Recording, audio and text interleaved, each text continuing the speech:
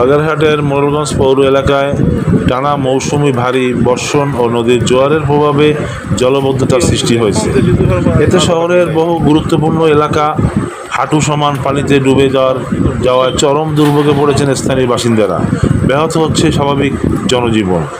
গত কয়েকদিনের ভারী বৃষ্টিতে শহরের বাজার এলাকা, হাসপাতাল রোড, কলেজপাড়া, কৃষি ব্যাংক রোড, বাজার, লঞ্চঘাট ও নতুন কাঁচাবাজার সহ বিভিন্ন এলাকা পানিতে তলিয়ে গেছে। যান চলাচল প্রায় বন্ধ হয়ে পড়েছে। পথচারী, শিক্ষার্থী, ব্যবসায়ী, রোগী সহ যানবাহনের চালকরা চরম দুর্ভোগ পোহাচ্ছেন।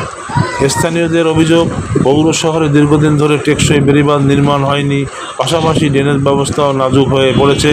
ফলে প্রতি বর্ষা মৌসুমে এমন পরিস্থিতির মুখোমুখি হতে হচ্ছে পৌরবাসী। বৃহস্পতিবার 29 মে এই পরিস্থিতি সরজমিনে দেখতে মোড়লগঞ্জ উপজেলা নির্বাহী কর্মকর্তা মোহাম্মদ হাবিবুল্লাহ পানিবন্ধ এলাকা পরিদর্শন করেন। তার সঙ্গে ছিলেন সহকারী কমিশনার ভূমি মোহাম্মদ বদরুদ্দোজা, উপজেলা প্রকৌশলী মোহাম্মদ আরিফুল ইসলাম এবং প্রকল্প বাস্তবায়ন কর্মকর্তা আবদুল্লাহ আল জাবির। পরিদর্শন শেষে ইউনো তাৎক্ষণিক ব্যবস্থা গ্রহণে পৌরসভার সংশ্লিষ্ট দপ্তরকে নির্দেশ প্রদান করেন। পরিদর্শনের সময় বাজারে ব্যবসায়ীরা জানান, দীর্ঘদিন সংস্কারের অভাবে রাস্তাগুলো জরাজীর্ণ হয়ে পড়েছে।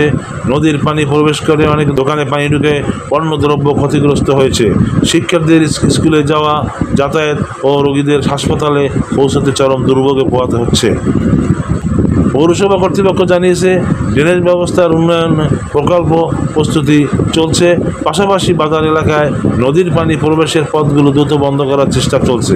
এদিকে আবহাওয়া অধিদপ্তর পূর্বাভাসে বলা হয়েছে, সামনে আরও বৃষ্টিপাতের সম্ভাবনা রয়েছে, ফলে জলাবদ্ধতা আরও বাড়তে পারে বলে সতর্ক করেছেন উপজেলা প্রশাসন। এই অবস্থায় দ্রুত দীর্ঘমেয়াদী পদক্ষেপ গ্রহণের দাবি জানিয়েছে পৌরবাসী।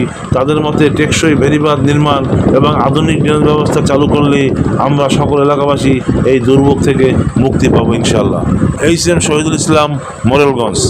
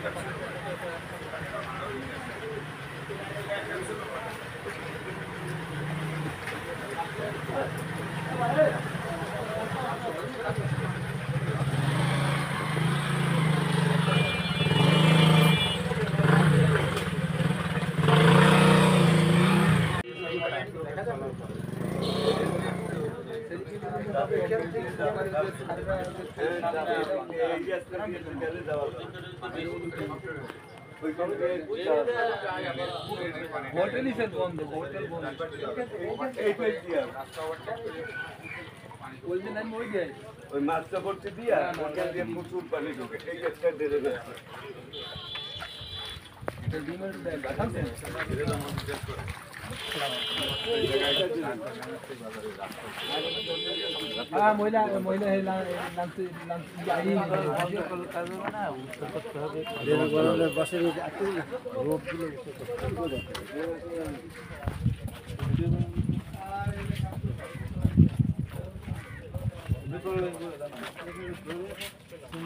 কমপক্ষে 30 সেকেন্ড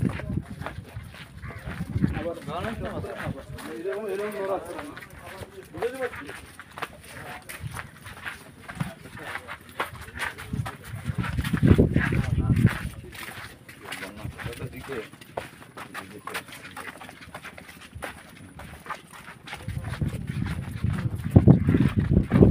चलो साथ देखे